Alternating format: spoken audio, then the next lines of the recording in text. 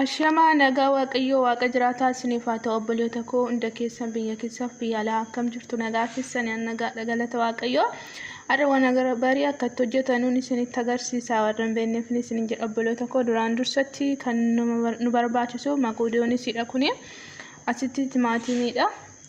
asitti kuni shunkurtii billeetii muradheen jira asitti kuni naanadha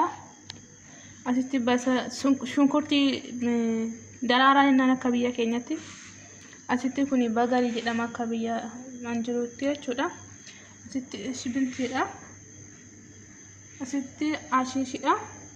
ruuziin itti fayyadamnu kun kan akkanaa ta'uu qaba obboleeta koo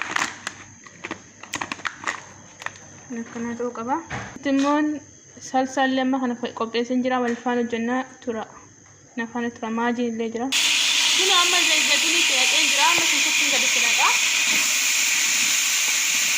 amma shunkurtii daraara samma gaditti naqeen jira nafaana tura hunda isaa isinitti agarsiisa kina amma salsaa keessatti gad naqeen jira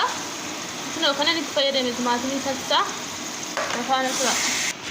kina amma timaatimii gaditti naqeen jira waliin makaan jira hunda isaa ta'u nafaana tura kina amma maajiitti naqeen jira amma waliin makaan nafaana tura kina amma itti naqeen jira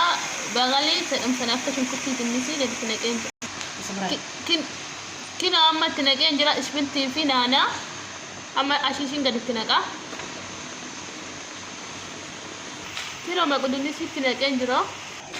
kina sanitti jalaniidha maqimamiin kuni itti fayyadamuu dandeessu akkuma baay'ee hojjettanutti itti naquu dandeessu obboloota koo kina amma ruuzii gaditti naqeen jira waliin makaan nafaana tura